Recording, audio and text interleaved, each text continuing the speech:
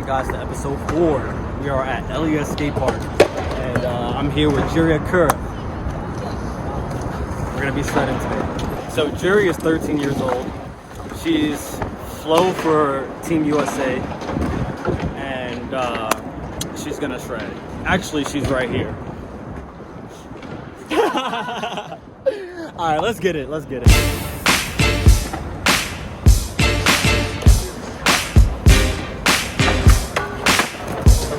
Just like that.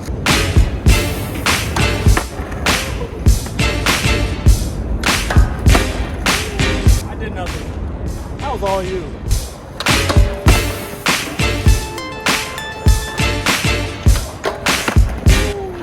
That was good.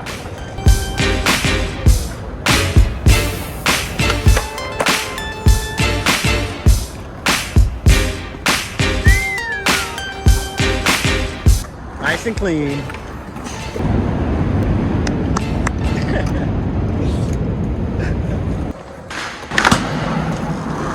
Alright, now we're gonna skate the gap to rail as well as the apple gap.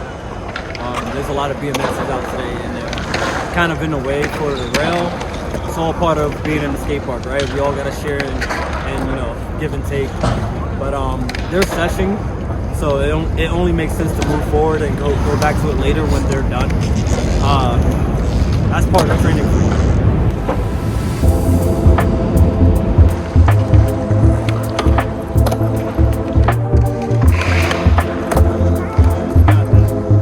That is light work for you. You got the next one, no hands. She's currently doing tricks that she has done over the past couple of years, but it's been a while since she's been at LES. Right after this board slide though, I'm going to try to convince her to get back feet. Whoa. Nope. It's all good. Next one.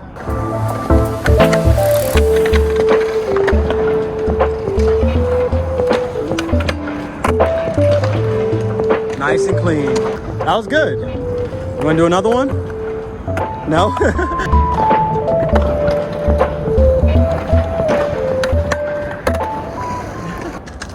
Had a little bit of a snack, and we're gonna try feeble. We're gonna go 2 hands.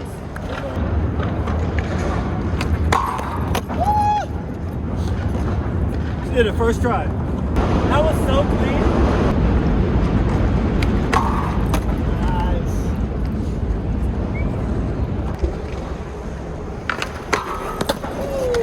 Alright. That was good. Now we can move on. We're gonna move on to the apple now. She's doing good.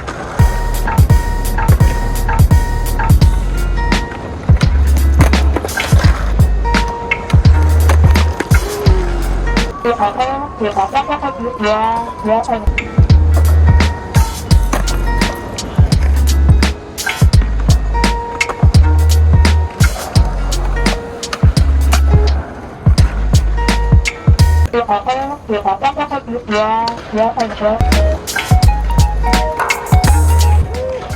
still ended up doing 1 hand.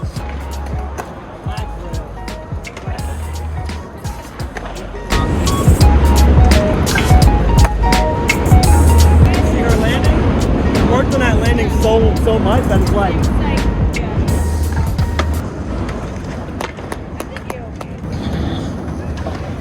Yeah, backward you like. Front you like.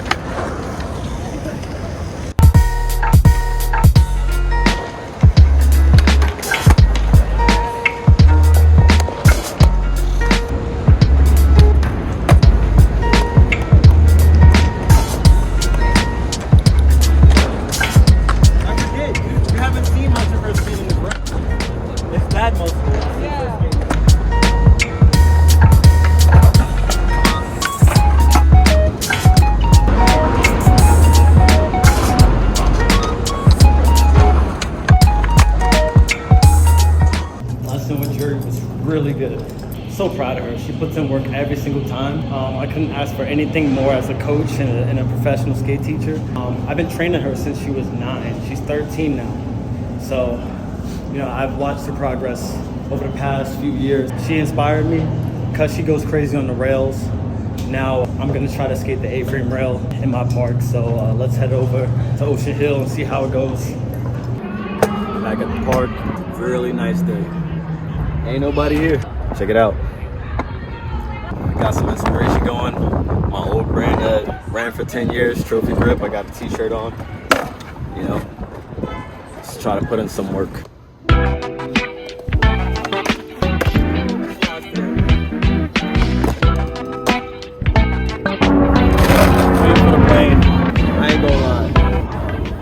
It is a nice day today, but my ankle is not feeling that great. But I'm gonna try to pull a bunch of shit out my ass. See what happens.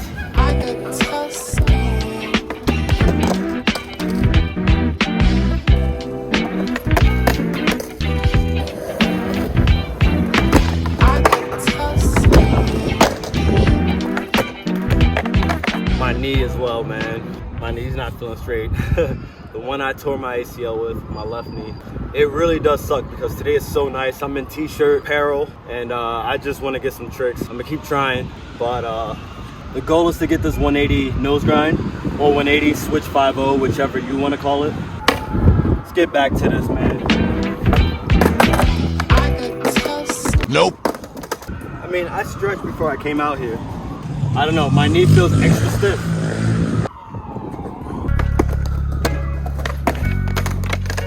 Yeah, that 180 nose grind is what's making that, like, the front inward area of my knee, like, really feel it. I can feel it pulling. Now lean away like that, no bueno.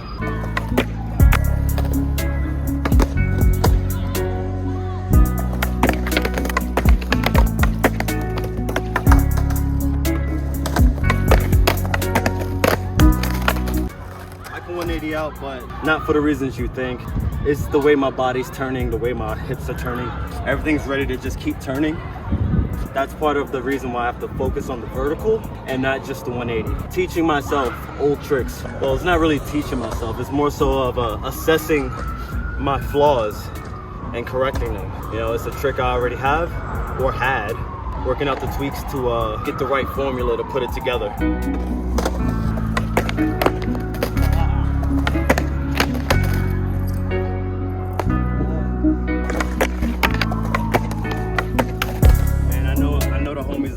Shocked, like, yo, this is a first try trick for you. Come on, bro. Understand, I'm not the same person I used to be, man. Even just a couple of years ago, my body is a whole different type of ball game. Cricket, and I don't know the rules, man.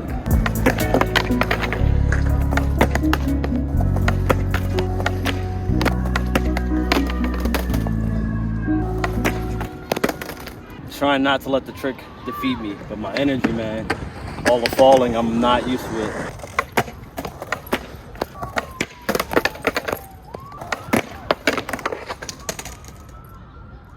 I'm getting my ass kicked here. I'm gonna have to take a little breather. To be honest, this wasn't even supposed to be the trick that I was struggling on. This was supposed to be warm up. I don't know what happened. That trick is completely kicking my ass. The sad reality is my knee is not feeling that great. I'm feeling a lot of pulling, and that's not a good sign. And also it has me worrying about even attempting the rail today, you know, and it's like 62 degrees out. It's like the perfect weather to like go hard and skate. I'm sweating. I like this type of weather. So I'm just reflecting on my injuries. Where do I want to go with this thing? You know, how far I want to take my push towards competition level. Trying to maintain some type of happiness through all this. You know, I'm enjoying every minute of it, but I also have to face some realities which is not so great. I take this as a blessing. You know, I'm blessed that I was able to even have 180 nose grinds. You know, I was blessed that I had a bag, an inventory of tricks that allowed me to pursue a sponsor life that I didn't even ask for. I was never big on the sponsor life. It was kind of thrown at me first year into skateboarding, and it kind of never stopped. It sort of became like my identity in skateboarding. It was more so like, oh, that guy, yeah, he's got mad sponsors. A lot of times I felt like I didn't deserve it. They knew there was like a million other guys better than me. While I may have had a ton of sponsors, I felt like I had to work harder to like feel like personally I deserve to have them. You know, I'm skating for X amount of years. I'm looking at my peers. You know, they've been skating for longer. They're better. But through the years I learned to just accept it, stay humble, be grateful. you know. A lot of my sponsors told me it wasn't just about my skateboarding. It was my character, the person that I am, the mentorship that I provided for hundreds of kids in New York City, me running a business, showing that other black and brown skaters can do the same thing. I think my presence was more of an impact than my skating. I think that's why I got so many sponsors in the past. I kind of understand it now after 20 years. I mean, even on my health decline, a lot of my sponsors still wanted to keep me. And I was like, you know, please give these opportunities to younger skaters, these aspiring young athletes that are shredding in today's game. Like, I'm on my way out, they're on their way in, they're developing way better. We have skate parks now. Like, when I was growing up, there was Brooklyn Banks and LES and Owl's Head. That was it. Now we have over 100 skate parks in the city. Like, so these kids can develop their skating on a whole nother level than any of us during my generation was able to do. We had to hit the streets, and the streets was unforgiving. Like, where are you gonna learn how to skate a down rail? A 7 stair? There's flat bars now. We didn't have flat bars back in the day like that. You know, we didn't have transition back in the day like that. It was more so like you go outside and get bodied, and that's how you learned. I tried to like move away from the sponsor life and try to give those opportunities to the young generation. But now I'm officially cleared. Over the past 2 years, I have not been sponsored, and I'm happy about that. I do get hooked up once in a while, but that's just homies that, you know, they love the hard work. You know, all the work that I provided for city, for skateboarding. They know that I do it out of love and not out of, you know, trying to get something out of it. I'm never in it for gain. I'm in it for heart. I appreciate, but I never really asked for it. Even when I was sponsored, I was never one to ask for product. When I worked for HHF, I never asked for anything. I was a volunteer for 9 out of those 10 years. So I wasn't getting paid other than $100 Harold Punch a day. And Jessica, my mentor, would get upset. She's like, take something, take some headphones, take a t-shirt, take some board, take something. And I would just like, no, it's for the kids. We don't pay you something. And I was just like, no, because that's not my heart. This is all a trickle down into what we're dealing with today is like hard work and dedication. I beat my body to bits doing that. I don't take it back, but I gotta reap what I sow. All in all, I will say it is a really nice day, regardless of the fact I can sit and relax out here. It's a new day. I'm out here with Juri again, and she's just gonna do like a quick hour lesson, and she's about to go ham. She violates this park what she wants.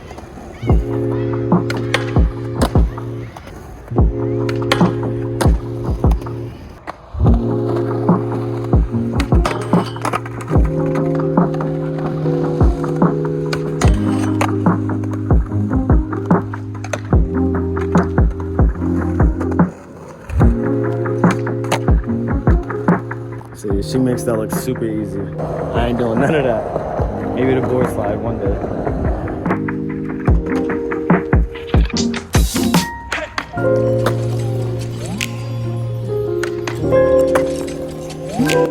I know what you're gonna say. Get out of here.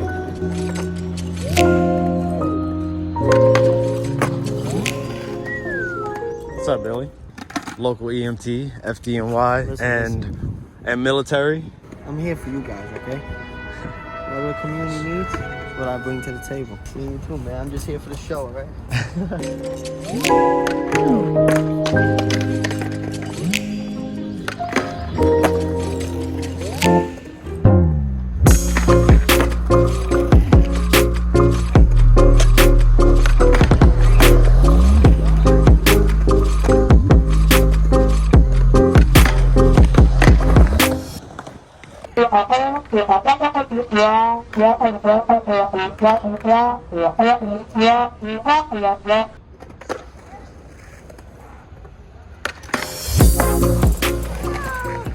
It's been maybe 3 days since I came out and like filmed. Came out yesterday to skate, I felt pretty good. And today my knees acting up. So it's showing that I gotta pace myself on this thing. This rail's going nowhere. So I just take my time and I'll get there eventually.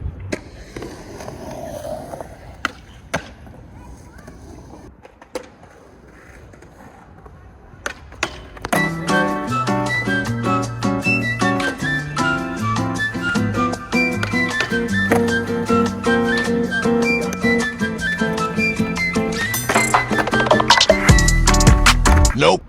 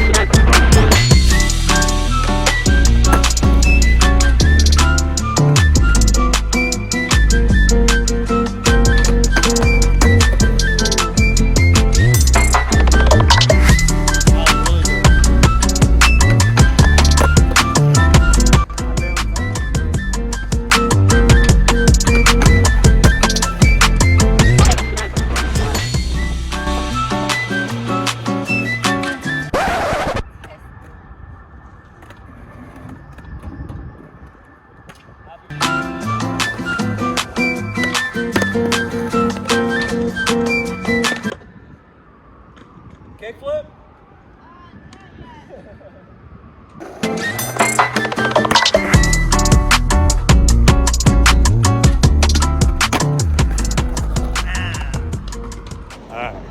So I didn't get to skate today. Yeah, my knees just not having it this type of weather. The good thing is that I'm helping pave the way for future generations, as I always have. But with just training now, more than just mentorship, skateboarding is a big mental battle. It's a physical battle, and you fail in order to succeed. Being able to skate vicariously through Juri is a treat, because it started out with me like just teaching her tricks that I thought was good for her, to, you know, her giving her input and her family giving input. She developed like a really good bag of tricks for contests and just for overall skating. Super proud of her, man. She's still young and got a long way to go. Anybody in my generation would have dreamed of skating like her at 13 years old, you know? So, you know, you do it for future generations, you do it for the culture, man.